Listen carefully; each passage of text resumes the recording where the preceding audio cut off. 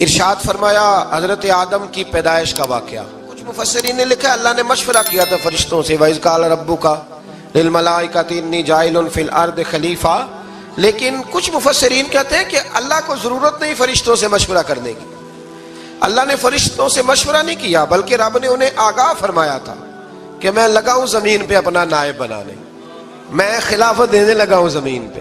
اب یہ تو دینے والی کی مرضی ہے نا اس نے کس کو دینی ہے، یہ تو دینے والے کی مرضی ہے نا اس نے.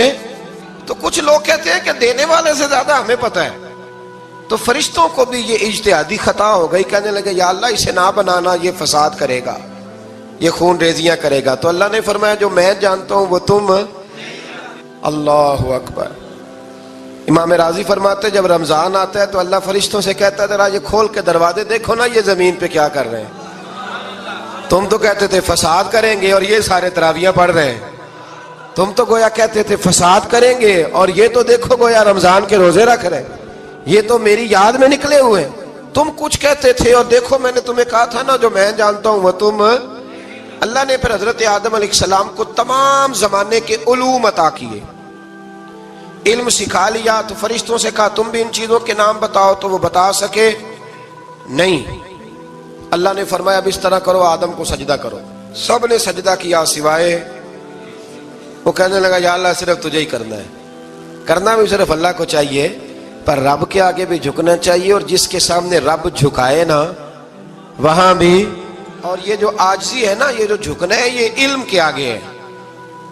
ہماری مصیبت یہ ہے کہ ہم علم کے آگے بھی گردن جھکانے کو تیار نہیں ہوتے، وہاں بھی ہم خود عالم فاضل بن جاتے ہیں.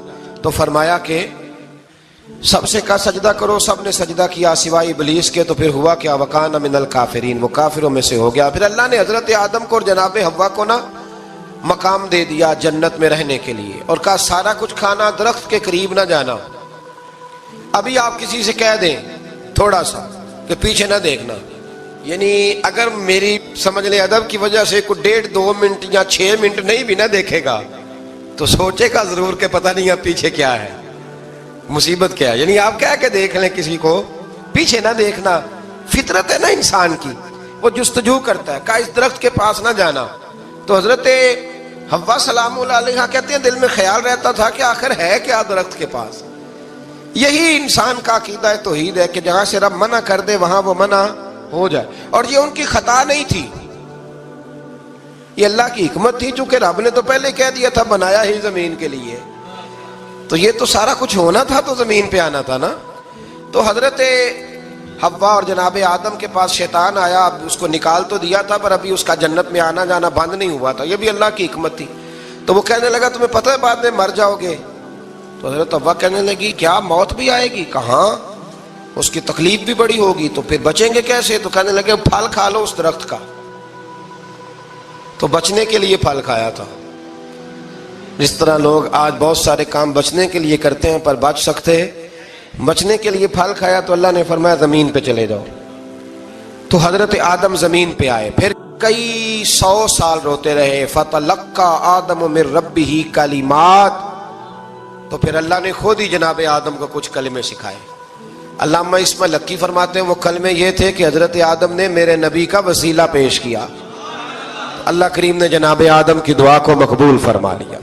اللہ تعالیٰ نے انسان کو یاد کرایا ہے کہ تو نے عبادت اپنے رب کی کرنی ہے، اور فرمایا رب تمہارا وہ ہے جس نے تمہارے لیے زمین کو فرش بنایا ہے، آسمان کو چھت بنایا ہے، اور آسمان سے پانی برسا کے تو زمین سے پھل اگائے ہیں رزقا لکم، وہ بھی تیرے کھانے کے لیے اگائے ہیں.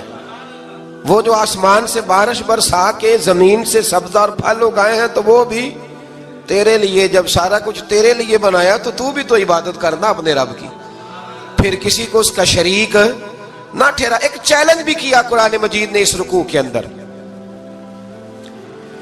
کہا کرتے تھے مکے کے لوگ کہ آپ قرآن مجید کی آیتیں نبی کریم علیہ السلام سے کہا کرتے تھے کہ معاذ اللہ آپ خود بناتے ہیں، بنا کے لاتے ہیں. تو اللہ کریم نے فرمایا وَإِن كُنتُمْ فِي رَيْبٍ مِّمَّا نَزَّلْنَا عَلَىٰ عَبْدِنَا فَأْتُوا بِسُورَةٍ مِّن مِّثْلِهِ. اگر تمہیں شک ہو نا اس میں جو ہم نے بندہ خاص پہ نازل کیا ہے تو تم بھی اس جیسی ایک صورت بنا کے لاؤ. پڑھے لکھے تو تم بھی ہو نا، مکے میں تم بھی رہتے ہو، تو ایک صورت بنا کے لاؤ.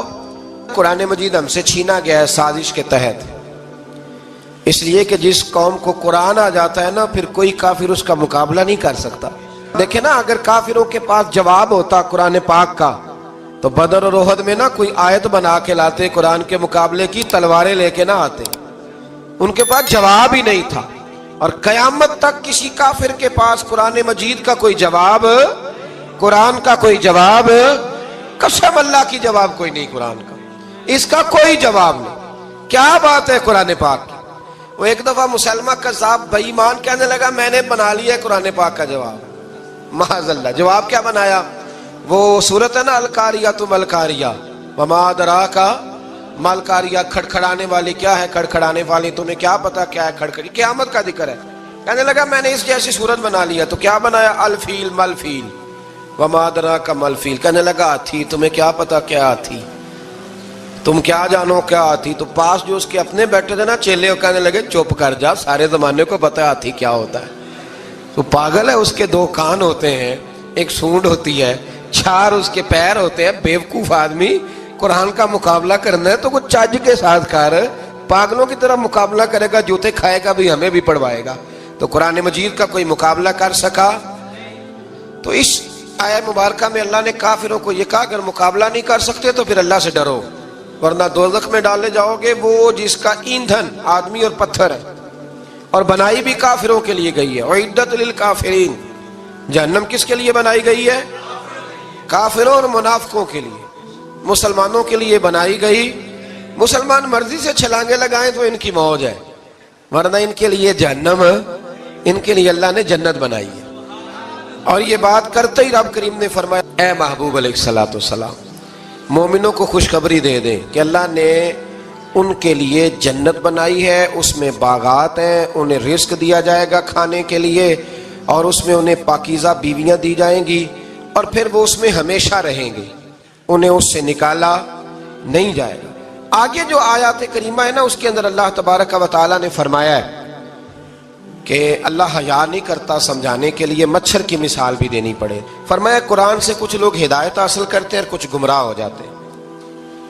جب لوگ اپنی مرضی کی تشریحات چاہتے ہیں تو گمراہ ہوتے ہیں، اور جب قرآن کو رسول اللہ صلی اللہ علیہ وسلم اور امت مسلمہ کی تشریحات کی روشنی میں سمجھتے ہیں تو پھر اللہ ہدایت عطا فرماتا ہے۔ پھر آگے بنی اسرائیل کا ذکر آ جاتا ہے۔ اللہ تعالیٰ نے بنی اسرائیل، آج آپ اسی قوم کو یہودی کہتے ہیں، ان کو اللہ نے اس زمانے میں فضیلت عطا کی تھی بہت زیادہ۔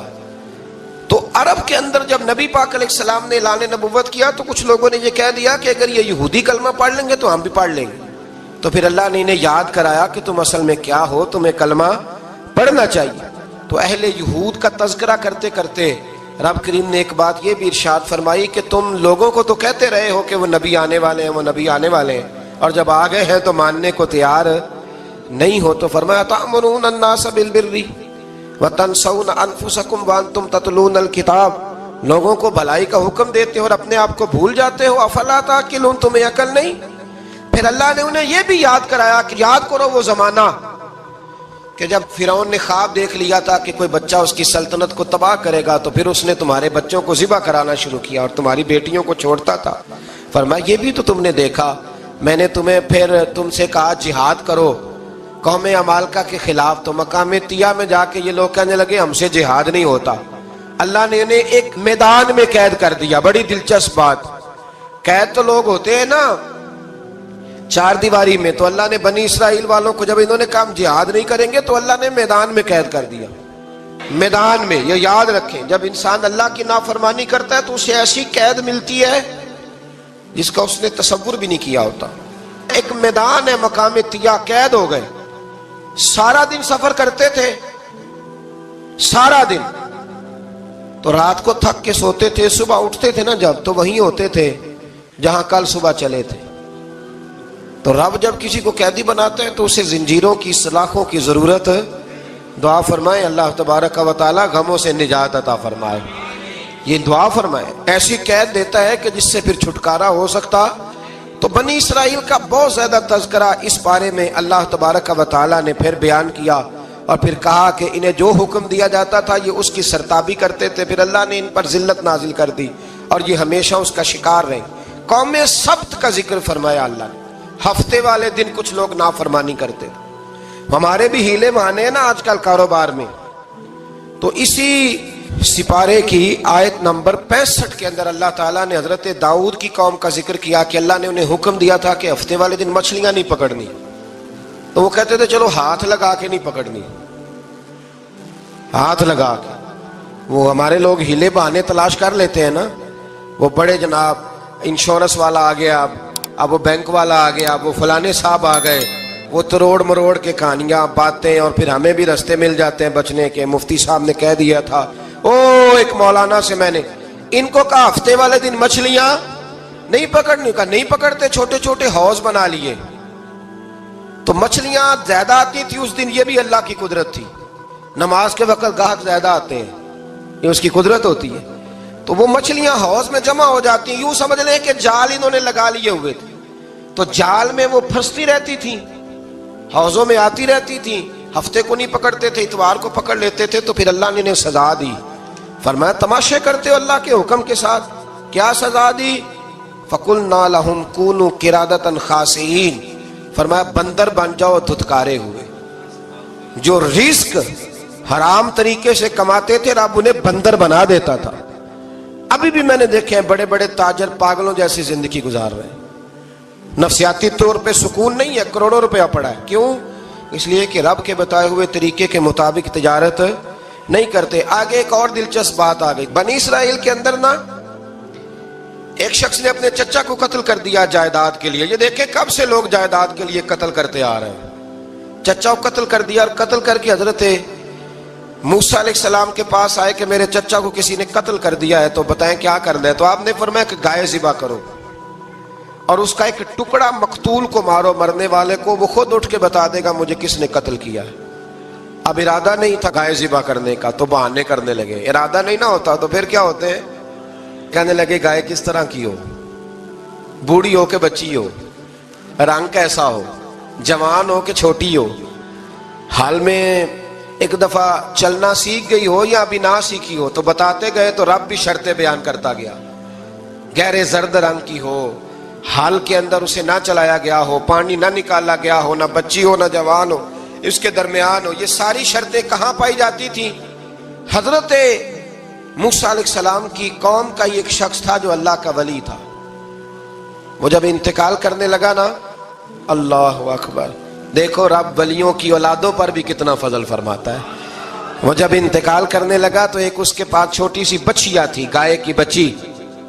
اس نے جنگل میں چھوڑ دی. کہنے لگا یا اللہ میں تیرے نام پہ چھوڑتا ہوں, میرا بچہ جوان ہو جائے تو اسے دے دینا, اور تو سرمایہ ہی کوئی نہیں. بچہ بڑا ہوا تو بچہ بھی بڑا نیک تھا, اپنی ماں کا بڑا فرما بردار تھا. اس کی ماں نے کہا بیٹا تیرے باپ نے ایک گائے چھوڑی تھی. تو بچہ جنگل میں گیا اور جا کے کہنے لگا اے اللہ میری گائے مجھ سے ملا دے. تو رب کریم نے وہ گائے واپس کر دی. وہ گائے گھر لے آیا. اب وہ کہنے لگا اماں بیچ دوں, تو اماں کہنے لگی بیٹا میرے پوچھے بغیر نہ بیچنا. کئی دفعہ گاہک لگے, پر اس نے کہا جب تک میری اماں نہ کہے گی میں بیچوں گا. ادھر بنی اسرائیل والے شرطیں جتنی گائے کے بارے میں پوچھ چکے تھے وہ ساری اسی گائے میں پائی جاتی تھی. تو یہ ڈھونڈتے ڈھونڈتے وہاں پہنچ گئے. تو کہنے لگے گائے چاہیے. تو اس نے کہا بھی تمہاری مرضی سے نہیں, قیمت میری مرضی کی. ایک مفسر نے تو یہاں تک لکھا ہے کہ اس نے کہا گائے ذبح کر کے نا, تو جتنا گائے کے اندر گوشت ہوگا نا اتنا ہی کھال کے اندر تو مجھے مال بھر کے دو گے, اتنے ہی سکے بھر کے دو گے, اتنی اشرفیاں بھر کے دو گے, تو پھر تمہیں گائے دوں گا. تو پھر یہ گائے انہیں ملی اور یہ گائے لے کر کے آئے. زیادہ سوالات نہ کرتے تو زیادہ الجھتے نہ. ہم بھی دین کے معاملے میں بڑے سوال جواب کرتے ہیں, اتنا سوال کریں جتنی اس کی ضرورت ہے. ان لوگوں نے سوالات زیادہ کیے تو پھر الجھ زیادہ گئے. تو میرے بھائی اس کا ذکر بھی اللہ تبارک و تعالیٰ نے پہلے پارے کے اندر بیان فرمایا. پھر اللہ کریم نے فرمایا کہ کچھ ایسے لوگ بھی ہیں یہودیوں میں سے جن کا دعویٰ ہو گیا ہے کہ ہم اللہ کے بڑے پیارے ہیں. فرمایا یہ صرف ان کے منہ کی باتیں ہیں, یہ تو قیامت میں پتہ چلے گا نا کہ اللہ کا پیار کس کے ساتھ زیادہ ہے. اور پھر یہ بھی یہودیوں نے دعویٰ کیا ہے. اسی پارے میں اللہ فرماتے ہیں کہ ان کا دعویٰ ہے کہ ہم اللہ کے بڑے پیارے ہیں, جنت میں ہم ہی جائیں گے. تو اللہ فرماتے ہیں پھر مرنے کی دعا تو کرو, جنت میں تو مر کے جانا ہے نا. لیکن رب فرماتے ہیں یہ کبھی مرنے کی دعا نہیں کریں گے، اس لیے کہ انہیں پتہ ہے کہ ہم نے آخرت کے لیے کیا بھیجا۔ لیکن جی پہلا حکم آ گیا یا ایھا الذین آمنوا کہہ کے، پہلی آیت قرآن پاک کی پہلے سپارے میں پہلی آیت جس میں اللہ نے کہا یا ایھا الذین آمنوا، تو پہلا حکم آمنوا کہہ کے آیت نمبر 104 میں جو اللہ نے حکم دیا ہے نا، وہ نبی پاک کی تعظیم کا حکم ہے۔ پہلا حکم ہی اللہ نے حضور کی عزت اور ناموس کا ارشاد فرمایا۔ پہلا اس ترتیب کے لحاظ سے وہ ہوا یہ کہ جب نبی پاک کو بات ارشاد کرتے تو صحابہ کرام اٹھ کے عرض کرتے رائینا یا رسول اللہ، حضور سمجھ نہیں آئی ذرا رعایت کر دیں۔ تو یہودیوں کی عبرانی زبان کے اندر نہ ذرا کھینچ کے پڑھتے تھے رائینا، تو اس کا معنی بنتا تھا معاذ اللہ اے ہمارے چرواہے، بکریاں چرانے والے کو بھی وہ رائینا کہتے تھے۔ تو جب صحابہ یہ کہنے لگے تو اللہ نے منع ہی کر دیا، فرمایا میرے محبوب کے غلاموں، اس لفظ کے پیچھے چھپ کے، اس لفظ کے پیچھے چھپ کے لوگ میرے نبی کی بے ادبی کر جاتے ہیں، تو جس لفظ کا کوئی ایک معنی بے ادبی والا بنتا ہو وہ لفظ بھی میرے نبی کے لیے نہ کہو، لفظ وہ والے کہو جس میں کوئی بے ادبی کا معنی نکلے نہ۔ یہاں لوگوں نے بڑے بڑے لفظ نہیں بول دیے، پھر کہتے ہیں میرا مطلب یہ تھا، میرا مطلب وہ تھا، تو تو نے وہ لفظ بولا کیوں جس کا کوئی غلط مطلب بھی نکل سکتا تھا۔ اللہ نے فرمایا یا ایھا الذین آمنوا لا تقولوا رائینا، اے ایمان والو رائینا کہو ہی نہ۔ تو یا اللہ کیا کہیں؟ فرمایا وقولوا انظرنا، تم کہو یا رسول اللہ ایک نظر فرمائیے۔ انداز دیکھیے، انظرنا ایک نظر۔ تو ہمارے بزرگ تو پہلے ہی بڑے پیار والوں نے کہہ دیا یا رسول اللہ انظر حالنا۔ کہتے کہاں سے لاتے ہو جملے؟ میں نے کہا اللہ کی کتاب سے۔ یا رسول اللہ انظر حالنا یا حبیب اللہ اسمع قالا، تو تم کہو انظرنا، محبوب نظر کرم کرے، واسمعوا، اور کیا ضرورت ہے دوبارہ پوچھنے کی؟ اللہ کہتا ہے پہلے ہی دھیان سے سنا کرو، پہلے ہی واسمعوا، پہلے ہی احتیاط سے سنو، وللکافرین عذاب علیم، اور کافروں کے لیے دردناک عذاب ہے۔ لے جی اسی پارے میں اللہ تبارک و تعالیٰ نے پھر اہل یہود کا ذکر کیا۔ تو یہود کہنے لگے کہ ہم حضرت ابراہیم کے ماننے والے ہیں، تو اللہ کریم نے وہ بھی ذکر کیا کہ میں نے تو ابراہیم کو آزمایا ہے، وَإِذِ ابْتَلَىٰ إِبْرَاهِيمَ رَبُّهُ بِكَلِمَاتٍ فَأَتَمَّهُنَّ، ہم نے ابراہیم کو کچھ چیزوں سے آزمایا ہے، وہ ہماری آزمائش پہ پورے اترے۔ قَالَ إِنِّي جَاعِلُكَ لِلنَّاسِ إِمَامًا، تو پھر ہم نے انہیں کہا کہ ہم آپ کو پوری دنیا کا امام بنائیں گے۔ وہ آزمائش کیا تھی؟ آگ میں جانا بھی آزمائش، بیٹے کا نہ ہونا بھی آزمائش، بیٹا ہوا تو پھر اسے وادی غیر ذی زرع ان میں چھوڑ کے آنا بھی آزمائش، بڑا ہوا تو پھر ذبح کرنا بھی آزمائش۔ فرمایا جہاں جہاں آزمایا ہے نا، ابراہیم ہماری آزمائش میں پورے اترے۔ فرمایا تو مفت میں حضرت ابراہیم کی اولاد بنتے ہو اور ان کا نام لیتے ہو اور ان کے ساتھ اپنا تعلق بناتے ہو، دیکھو تو صحیح وہ کتنی آزمائشوں سے گزرے۔ تو اس کا بھی اللہ نے اسی میں ذکر فرمایا۔ اور پھر وہ بات کرتے تھے حضرت یعقوب کی اور حضرت اسحاق کی، تو فرمایا وہ تو ہمارے اتنے خاص بندے تھے کہ وصال کا وقت بھی انہوں نے اپنی اولادوں کو نصیحت فرمائی تھی کہ اللہ کی توحید پہ قائم رہنا، اس کا ذکر بھی اللہ نے اسی پارے میں بیان فرمایا۔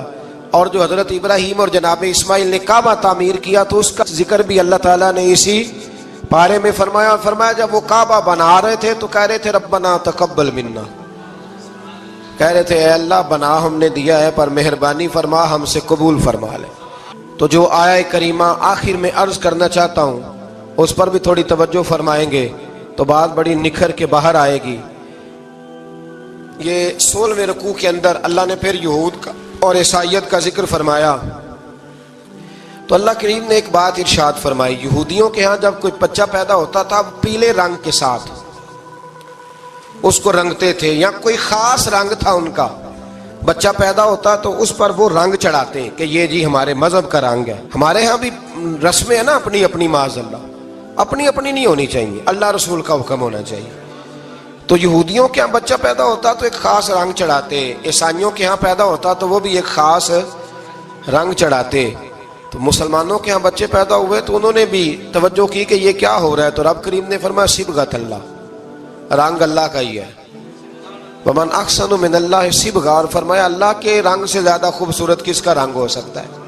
اللہ کا رنگ کیا ہے؟ لا الہ الا اللہ محمد الرسول اللہ صلی اللہ علیہ، فرمایا نیلے پیلے کالے رنگ نہ چڑھاؤ، اپنے ذہن پر توحید و رسالت کا رنگ چڑھاؤ، یہ سب سے بہترین رنگ ہے۔ اگر تمہارے ذہنوں پر رب رسول کی توحید کا رنگ چڑھ گیا تو یہ وہ والا رنگ ہے، پھر تمہیں کسی اور رنگ کی طرف جانے کی ضرورت نہیں پڑے گی۔ تو فرمایا رنگ وہ پیدا کرو جو توحید کا ہے، رسالت کا ہے، اس رنگ کی توجہ کرو۔ قرآن مجید کے اس پارے میں اللہ کریم نے مختلف باتیں بیان کر کے آخری رکوع میں یہ جو رنگ کا ذکر فرمایا نا، تو یہ لگتا ہے پورے پارے کا خلاصہ ہے کہ رب کریم نے فرمایا اصل بات یہ ہے کہ تمہاری سوچوں پہ رب رسول کی توحید و رسالت کا رنگ ہونا چاہیے۔ ہر وقت بچہ پیدا ہو کوئی دنیا سے جائے تو رنگ کس کا ہونا چاہیے؟ اللہ رسول کے۔ اور فرمایا رب تمہارا وہ ہے جس نے تمہارے لیے زمین کو فرش بنایا ہے، آسمان کو چھت بنایا ہے، اور آسمان سے پانی برسا کے تو زمین سے پھل اگائے ہیں، رزق لکم، وہ بھی تیرے کھانے کے لیے اگائے ہیں۔ وہ جو آسمان سے بارش برسا کے زمین سے سبزہ اور پھل اگائے ہیں تو وہ بھی تیرے لیے۔ جب سارا کچھ تیرے لیے بنایا تو بھی تو عبادت کرنا اپنے رب کی، پھر کسی کو اس کا شریک نہ ٹھہرا۔ ایک چیلنج بھی کیا قرآن مجید نے اس رکوع کے اندر، کہا کرتے تھے مکے کے لوگ کہ آپ قرآن مجید کی آیتیں نبی کریم علیہ السلام سے کہا کرتے تھے کہ معاذ اللہ آپ خود بناتے ہیں، بنا کے لاتے ہیں۔ تو اللہ کریم نے فرمایا وَإِن كُنتُمْ فِي رَيْبٍ مِّمَّا نَزَّلْنَا عَلَىٰ عَبْدِنَا فَأْتُوا بِسُورَةٍ مِّن مِّثْلِهِ، اگر تمہیں شک ہو نا اس میں جو ہم نے بندہ خاص پہ نازل کیا ہے تو تم بھی اس جیسی ایک صورت بنا کے لاؤ۔ پڑھے لکھے تو تم بھی ہو نا، مکے میں تم بھی رہتے ہو، تو ایک صورت بنا کے لاؤ۔ قرآن مجید ہم سے چھینا گیا ہے سازش کے تحت، اس لیے کہ جس قوم کو قرآن آ جاتا ہے نا پھر کوئی کافر اس کا مقابلہ نہیں کر سکتا۔ دیکھیں نا اگر کافروں کے پاس جواب ہوتا قرآن پاک کا تو بدر اور احد میں نا کوئی آیت بنا کے لاتے، قرآن کے مقابلے کی تلواریں لے کے نہ آتے، ان کے پاس جواب ہی نہیں تھا۔ اور قیامت تک کسی کافر کے پاس قرآن مجید کا کوئی جواب، قرآن کا کوئی جواب، قسم اللہ کی جواب کوئی نہیں، قرآن کا اس کا کوئی جواب نہیں۔ کیا بات ہے قرآن پاک کی۔ وہ ایک دفعہ مسلمہ کذاب بے ایمان کہنے لگا میں نے بنا لیا ہے قرآن پاک کا جواب، معاذ اللہ۔ جواب کیا بنایا؟ وہ سورت ہے نا القاریۃ ما القاریۃ وما ادراک ما القاریۃ، کھڑکھڑانے والی کیا ہے، کھڑکھڑانے والی تمہیں کیا پتا کیا ہے کھڑکھڑی، قیامت کا ذکر ہے۔ کہنے لگا میں نے اس جیسی صورت بنا لیا، تو کیا بنایا؟ الفیل مل فیل وما ادراک ما الفیل، کہنے لگا ہاتھی، تمہیں کیا پتا کیا ہاتھی، تم کیا جانو کیا ہاتھی۔ تو پاس جو اس کے اپنے بیٹھے تھے نا چیلے، کہنے لگے چپ کر جا، سارے زمانے کو پتا ہے ہاتھی کیا ہوتا ہے۔ وہ پاگل ہے، اس کے دو کان ہوتے ہیں، ایک سونڈ ہوتی ہے، چار اس کے پیر ہوتے ہیں۔ بیوقوف آدمی قرآن کا مقابلہ کرنا ہے تو کچھ چاج کے ساتھ کر، پاگلوں کی طرح مقابلہ کرے گا، جوتے کھائے گا بھی ہمیں بھی پڑھوائے گا۔ تو قرآن مجید کا کوئی مقابلہ کر سکا؟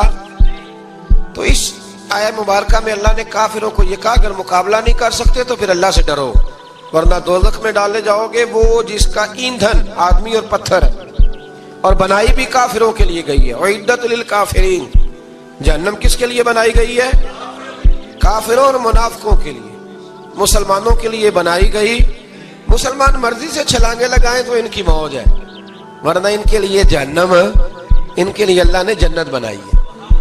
اور یہ بات کرتے ہی رب کریم نے فرمایا اے محبوب علیہ الصلوۃ والسلام مومنوں کو خوشخبری دے دیں کہ اللہ نے ان کے لیے جنت بنائی ہے، اس میں باغات ہیں، انہیں رزق دیا جائے گا کھانے کے لیے، اور اس میں انہیں پاکیزہ بیویاں دی جائیں گی، اور پھر وہ اس میں ہمیشہ رہیں گے، انہیں اس سے نکالا نہیں جائے گا۔ آگے جو آیات کریمہ ہے نا اس کے اندر اللہ تبارک و تعالیٰ نے فرمایا ہے کہ اللہ حیا نہیں کرتا سمجھانے کے لیے، مچھر کی مثال بھی دینی پڑے۔ فرمایا قرآن سے کچھ لوگ ہدایت حاصل کرتے ہیں اور کچھ گمراہ ہو جاتے ہیں۔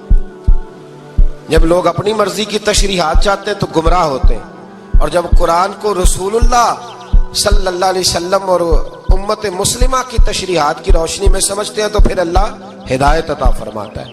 پھر اللہ تبارک و تعالیٰ نے آگے ارشاد فرمایا حضرت آدم کی پیدائش کا واقعہ۔ کچھ مفسرین نے لکھا اللہ نے مشورہ کیا تھا فرشتوں سے، وَإِذْ قَالَ رَبُّكَ لِلْمَلَائِكَةِ إِنِّي جَاعِلٌ فِي الْأَرْضِ خَلِيفَةً، لیکن کچھ مفسرین کہتے ہیں کہ اللہ کو ضرورت نہیں فرشتوں سے مشورہ کرنے کی۔ اللہ نے فرشتوں سے مشورہ نہیں کیا، بلکہ رب نے انہیں آگاہ فرمایا تھا کہ میں لگا ہوں زمین پہ اپنا نائب بنانے، میں خلافت دینے لگا ہوں زمین پہ۔ اب یہ تو دینے والی کی مرضی ہے نا، اس نے کس کو دینی ہے، یہ تو دینے والے کی مرضی ہے نا، اس نے۔ تو کچھ لوگ کہتے ہیں کہ دینے والے سے زیادہ ہمیں پتہ ہے، تو فرشتوں کو بھی یہ اجتہادی خطا ہو گئی، کہنے لگے یا اللہ اسے نہ بنانا، یہ فساد کرے گا، یہ خون ریزیاں کرے گا۔ تو اللہ نے فرمایا جو میں جانتا ہوں وہ تم، اللہ اکبر۔ امام راضی فرماتے ہیں جب رمضان آتا ہے تو اللہ فرشتوں سے کہتا ہے ذرا یہ کھول کے دروازے دیکھو نا، یہ زمین پہ کیا کر رہے ہیں، تم تو کہتے تھے فساد کریں گے اور یہ سارے تراویح پڑھ رہے ہیں، تم تو گویا کہتے تھے فساد کریں گے اور یہ تو دیکھو گویا رمضان کے روزے رکھ رہے ہیں، یہ تو میری یاد میں نکلے ہوئے، تم کچھ کہتے تھے اور دیکھو میں نے تمہیں کہا تھا نا جو میں جانتا ہوں وہ تم۔ اللہ نے پھر حضرت آدم علیہ السلام کو تمام زمانے کے علوم عطا کیے، علم سکھا لیا، تو فرشتوں سے کہا تم بھی ان چیزوں کے نام بتاؤ، تو وہ بتا سکے نہیں۔ اللہ نے فرمایا اب اس طرح کرو، آدم کو سجدہ کرو، سب نے سجدہ کیا سوائے، وہ کہنے لگا یا اللہ صرف تجھے ہی کرنا ہے، کرنا بھی صرف اللہ کو چاہیے، پر رب کے آگے بھی جھکنا چاہیے، اور جس کے سامنے رب جھکائے نا وہاں بھی۔ اور یہ جو عاجزی ہے نا، یہ جو جھکنا ہے، یہ علم کے آگے ہے۔ ہماری مصیبت یہ ہے کہ ہم علم کے آگے بھی گردن جھکانے کو تیار نہیں ہوتے، وہاں بھی ہم خود عالم فاضل بن جاتے۔ تو فرمایا کہ سب سے کہا سجدہ کرو، سب نے سجدہ کیا سوائے ابلیس کے، تو پھر ہوا کیا وکان من الکافرین، وہ کافروں میں سے ہو گیا۔ پھر اللہ نے حضرت آدم کو اور جناب حوا کو نا مقام دے دیا جنت میں رہنے کے لیے، اور کہا سارا کچھ کھانا، درخت کے قریب نہ جانا۔ ابھی آپ کسی سے کہہ دیں تھوڑا سا کہ پیچھے نہ دیکھنا، یعنی اگر میری سمجھ لیں ادب کی وجہ سے کوئی 1.5-2 منٹ یا 6 منٹ نہیں بھی نہ دیکھے گا تو سوچے گا ضرور کہ پتہ نہیں اب پیچھے کیا ہے، مصیبت کیا ہے۔ یعنی آپ کہہ کے دیکھ لیں کسی کو، پیچھے نہ دیکھنا، فطرت ہے نا انسان کی، وہ جستجو کرتا ہے، کہا اس درخت کے پاس نہ جانا۔ تو حضرت حوا سلام اللہ علیہ کہتے ہیں دل میں خیال رہتا تھا کہ آخر ہے کیا درخت کے پاس۔ یہی انسان کا عقیدہ توحید ہے کہ جہاں سے رب منع کر دے وہاں وہ منع ہو جائے، اور یہ ان کی خطا نہیں تھی، یہ اللہ کی حکمت تھی، چونکہ رب نے تو پہلے کہہ دیا تھا بنایا ہی زمین کے لیے، تو یہ تو سارا کچھ ہونا تھا تو زمین پہ آنا تھا نا۔ تو حضرت حوا اور جناب آدم کے پاس شیطان آیا، اب اس کو نکال تو دیا تھا پر ابھی اس کا جنت میں آنا جانا بند نہیں ہوا تھا، یہ بھی اللہ کی حکمت تھی۔ تو وہ کہنے لگا تمہیں پتہ ہے بعد میں مر جاؤ گے؟ تو حضرت حوا کہنے لگی کیا موت بھی آئے گی؟ کہاں، اس کی تکلیف بھی بڑی ہوگی، تو پھر بچیں گے کیسے؟ تو کہنے لگے پھل کھا لو اس درخت کا، تو بچنے کے لیے پھل کھایا تھا۔ جس طرح لوگ آج بہت سارے کام بچنے کے لیے کرتے ہیں پر بچ سکتے، بچنے کے لیے پھل کھایا، تو اللہ نے فرمایا زمین پہ چلے جاؤ۔ تو حضرت آدم زمین پہ آئے، پھر کئی 100 سال روتے رہے، فَتَلَقَّى آدَمُ مِن رَبِّهِ کلمات، تو پھر اللہ نے خود ہی جناب آدم کو کچھ کلمے سکھائے۔ علامہ اسماعیل لکی فرماتے ہیں وہ کلمے یہ تھے کہ حضرت آدم نے میرے نبی کا وسیلہ پیش کیا، اللہ کریم نے جناب آدم کی دعا کو مقبول فرما لیا۔ پھر آگے بنی اسرائیل کا ذکر آ جاتا ہے، اللہ تعالیٰ نے بنی اسرائیل، آج آپ اسی قوم کو یہودی کہتے ہیں، ان کو اللہ نے اس زمانے میں فضیلت عطا کی تھی بہت زیادہ۔ تو عرب کے اندر جب نبی پاک علیہ السلام نے اعلان نبوت کیا تو کچھ لوگوں نے یہ کہہ دیا کہ اگر یہ یہودی کلمہ پڑھ لیں گے تو ہم بھی پڑھ لیں گے، تو پھر اللہ نے انہیں یاد کرایا کہ تم اصل میں کیا ہو، تمہیں کلمہ پڑھنا چاہیے۔ تو اہل یہود کا تذکرہ کرتے کرتے رب کریم نے ایک بات یہ بھی ارشاد فرمائی کہ تم لوگوں کو تو کہتے رہے ہو کہ وہ نبی آنے والے ہیں، وہ نبی آنے والے ہیں، اور جب آ گئے ہیں تو ماننے کو تیار نہیں ہو۔ تو فرمایا تأمرون الناس بالبر وتنسون انفسکم وانتم تتلون الکتاب، لوگوں کو بھلائی کا حکم دیتے ہو اور اپنے آپ کو بھول جاتے ہو، افلا تعقلون، تمہیں عقل نہیں؟ پھر اللہ نے انہیں یہ بھی یاد کرایا کہ یاد کرو وہ زمانہ کہ جب فرعون نے خواب دیکھ لیا تھا کہ کوئی بچہ اس کی سلطنت کو تباہ کرے گا، تو پھر اس نے تمہارے بچوں کو ذبح کرانا شروع کیا اور تمہاری بیٹیوں کو چھوڑتا تھا۔ فرمایا یہ بھی تو تم نے دیکھا، میں نے تمہیں پھر تم سے کہا جہاد کرو قوم عمالقہ کے خلاف، تو مقام طیہ میں جا کے یہ لوگ کہنے لگے ہم سے جہاد نہیں ہوتا۔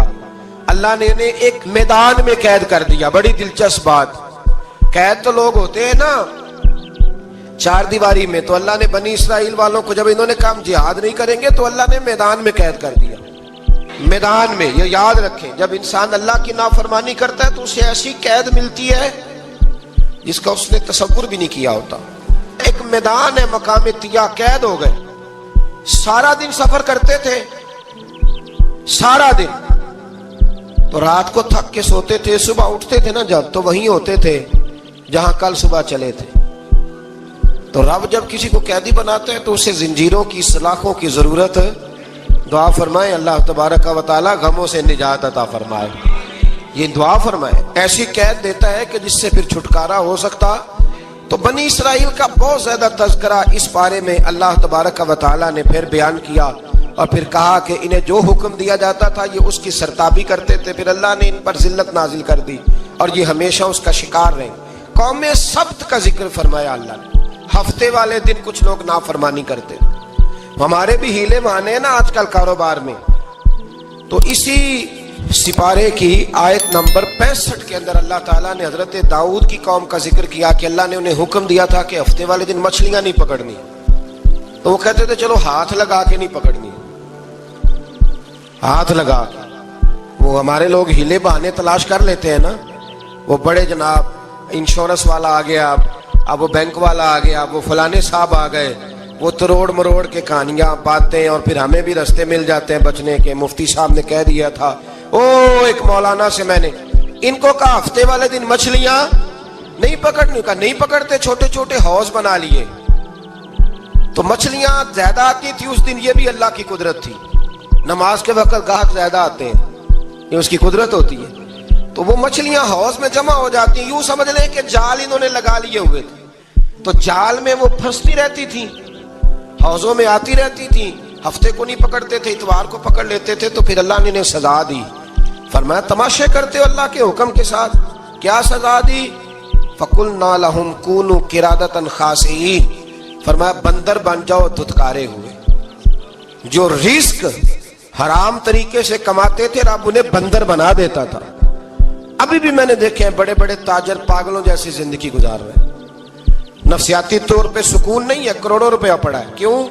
اس لیے کہ رب کے بتائے ہوئے طریقے کے مطابق تجارت نہیں کرتے. آگے ایک اور دلچسپ بات آ گئی. بنی اسرائیل کے اندر نا ایک شخص نے اپنے چچا کو قتل کر دیا جائیداد کے لیے. یہ دیکھیں کب سے لوگ جائیداد کے لیے قتل کرتے آ رہے ہیں. چچا کو قتل کر دیا، اور قتل کر کے حضرت موسیٰ علیہ السلام کے پاس آئے کہ میرے چچا کو کسی نے قتل کر دیا ہے، تو بتائیں کیا کرنا ہے. تو آپ نے فرمایا کہ گائے ذبح کرو اور اس کا ایک ٹکڑا مقتول کو مارو، مرنے والے کو. وہ خود اٹھ کے بتا دے گا مجھے کس نے قتل کیا ہے.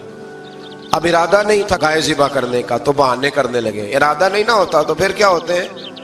کہنے لگے گائے کس طرح کی ہو، بوڑھی ہو کہ بچی ہو، رنگ کیسا ہو، جوان ہو کہ چھوٹی ہو، حال میں ایک دفعہ چلنا سیکھ گئی ہو یا ابھی نہ سیکھی ہو. تو بتاتے گئے تو رب بھی شرطیں بیان کرتا گیا. گہرے زرد رنگ کی ہو، حال کے اندر اسے نہ چلایا گیا ہو، پانی نہ نکالا گیا ہو، نہ بچی ہو نہ جوان ہو، اس کے درمیان ہو. یہ ساری شرطیں کہاں پائی جاتی تھیں؟ حضرت موسیٰ علیہ السلام کی قوم کا ایک شخص تھا جو اللہ کا ولی تھا. وہ جب انتقال کرنے لگا نا، اللہ اکبر، دیکھو رب ولیوں کی اولادوں پر بھی کتنا فضل فرماتا ہے. وہ جب انتقال کرنے لگا تو ایک اس کے پاس چھوٹی سی بچیا تھی، گائے کی بچی. اس نے جنگل میں چھوڑ دی. کہنے لگا یا اللہ میں تیرے نام پہ چھوڑتا ہوں، میرا بچہ جوان ہو جائے تو اسے دے دینا، اور تو سرمایہ ہی کوئی نہیں. بچہ بڑا ہوا تو بچہ بھی بڑا نیک تھا، اپنی ماں کا بڑا فرما بردار تھا. اس کی ماں نے کہا بیٹا تیرے باپ نے ایک گائے چھوڑی تھی. تو بچہ جنگل میں گیا اور جا کے کہنے لگا اے اللہ میری گائے مجھ سے ملا دے. تو رب کریم نے وہ گائے واپس کر دی. وہ گائے گھر لے آیا. اب وہ کہنے لگا اماں بیچ دوں. تو اماں کہنے لگی بیٹا میرے پوچھے بغیر نہ بیچنا. کئی دفعہ گاہک لگے پر اس نے کہا جب تک میری اماں نہ کہے گی میں بیچوں گا. ادھر بنی اسرائیل والے شرطیں جتنی گائے کے بارے میں پوچھ چکے تھے وہ ساری اسی گائے میں پائی جاتی تھی. تو یہ ڈھونڈتے ڈھونڈتے وہاں پہنچ گئے. تو کہنے لگے گائے چاہیے. تو اس نے کہا بھی تمہاری مرضی سے نہیں، قیمت میری مرضی کی. ایک مفسر نے تو یہاں تک لکھا ہے کہ اس نے کہا گائے ذبح کر کے نا تو جتنا گائے کے اندر گوشت ہوگا نا اتنا ہی کھال کے اندر تو مجھے مال بھر کے دو گے، اتنے ہی سکے بھر کے دو گے، اتنی اشرفیاں بھر کے دو گے تو پھر تمہیں گائے دوں گا. تو پھر یہ گائے انہیں ملی اور یہ گائے لے کر کے آئے. زیادہ سوالات نہ کرتے تو زیادہ الجھتے نہ. ہم بھی دین کے معاملے میں بڑے سوال جواب کرتے ہیں. اتنا سوال کریں جتنی اس کی ضرورت ہے. ان لوگوں نے سوالات زیادہ کیے تو پھر الجھ زیادہ گئے. تو میرے بھائی اس کا ذکر بھی اللہ تبارک و تعالیٰ نے پہلے پارے کے اندر بیان فرمایا. پھر اللہ کریم نے فرمایا کہ کچھ ایسے لوگ بھی ہیں یہودیوں میں سے جن کا دعویٰ ہو گیا ہے کہ ہم اللہ کے بڑے پیارے ہیں. فرمایا یہ صرف ان کے منہ کی باتیں ہیں. یہ تو قیامت میں پتہ چلے گا نا کہ اللہ کا پیار کس کے ساتھ زیادہ ہے. اور پھر یہ بھی یہودیوں نے دعویٰ کیا ہے. اسی پارے میں اللہ فرماتے ہیں کہ ان کا دعویٰ ہے کہ ہم اللہ کے بڑے پیارے ہیں, جنت میں ہم ہی جائیں گے. تو اللہ فرماتے ہیں پھر مرنے کی دعا تو کرو, جنت میں تو مار کے جانا ہے نا. لیکن رب فرماتے ہیں یہ کبھی مرنے کی دعا نہیں کریں گے, اس لیے کہ انہیں پتہ ہے کہ ہم نے آخرت کے لیے کیا بھیجا. لیکن جی پہلا حکم آ گیا یا ایھا الذین آمنوا کہہ کے, پہلی آیت قرآن پاک کی پہلے سپارے میں پہلی آیت جس میں اللہ نے کہا یا ایھا الذین آمنوا. تو پہلا حکم آمنوا کہہ کے آیت نمبر 104 میں جو اللہ نے حکم دیا ہے نا وہ نبی پاک کی تعظیم کا حکم ہے. پہلا حکم ہی اللہ نے حضور کی عزت اور ناموس کا ارشاد فرمایا. پہلا اس ترتیب کے لحاظ سے وہ ہوا یہ کہ جب نبی پاک کو بات ارشاد کرتے تو صحابہ کرام اٹھ کے عرض کرتے رائینا یا رسول اللہ, حضور سمجھ نہیں آئی ذرا رعایت کر دیں.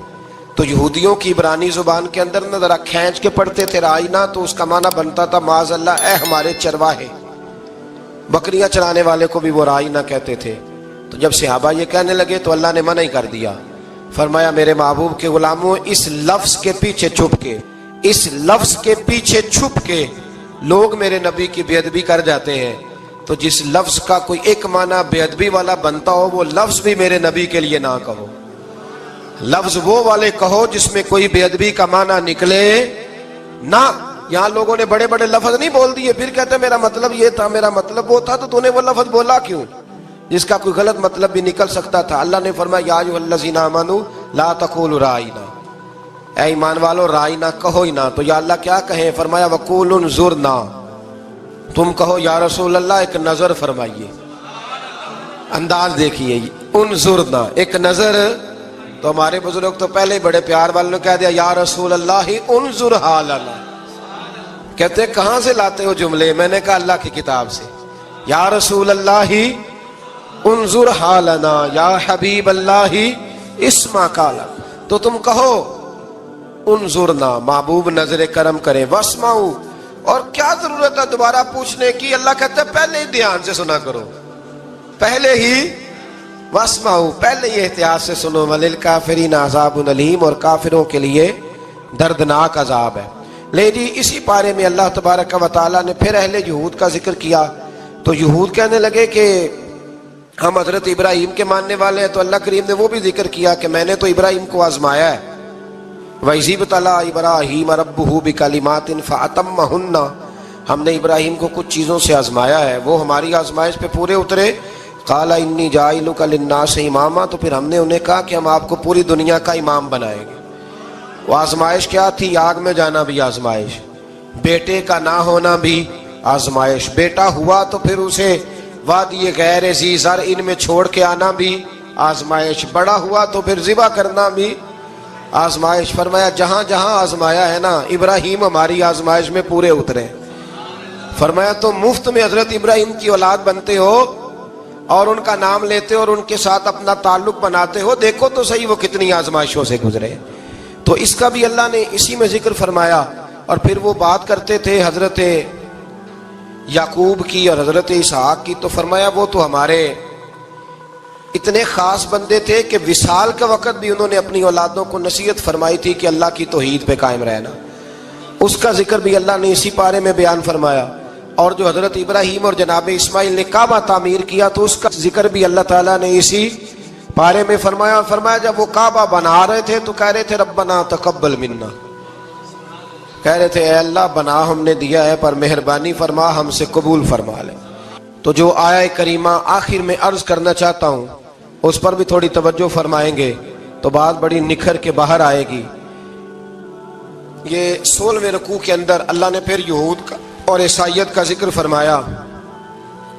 تو اللہ کریم نے ایک بات ارشاد فرمائی، یہودیوں کے ہاں جب کوئی بچہ پیدا ہوتا تھا وہ پیلے رنگ کے ساتھ اس کو رنگتے تھے، یا کوئی خاص رنگ تھا ان کا، بچہ پیدا ہوتا تو اس پر وہ رنگ چڑھاتے کہ یہ جی ہمارے مذہب کا رنگ ہے۔ ہمارے ہاں بھی رسمیں ہیں نا اپنی اپنی، معاذ اللہ اپنی اپنی نہیں ہونی چاہیے، اللہ رسول کا حکم ہونا چاہیے۔ تو یہودیوں کے ہاں بچہ پیدا ہوتا تو ایک خاص رنگ چڑھاتے، عیسائیوں کے ہاں پیدا ہوتا تو وہ بھی ایک خاص رنگ چڑھاتے۔ تو مسلمانوں کے ہاں بچے پیدا ہوئے تو انہوں نے بھی توجہ کی کہ یہ کیا ہو رہا ہے، تو رب کریم نے فرمایا صبغۃ اللہ، رنگ اللہ کا ہی ہے۔ ومن احسن من اللہ صبغہ، اور فرمایا اللہ کے رنگ سے زیادہ خوبصورت کس کا رنگ ہو سکتا ہے؟ اللہ کا رنگ کیا ہے؟ لا الہ الا اللہ محمد الرسول اللہ صلی اللہ علیہ۔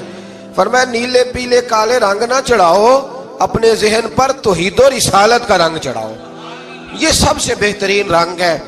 اگر تمہارے ذہنوں پر رب رسول کی توحید کا رنگ چڑھ گیا تو یہ وہ والا رنگ ہے، پھر تمہیں کسی اور رنگ کی طرف جانے کی ضرورت نہیں پڑے گی۔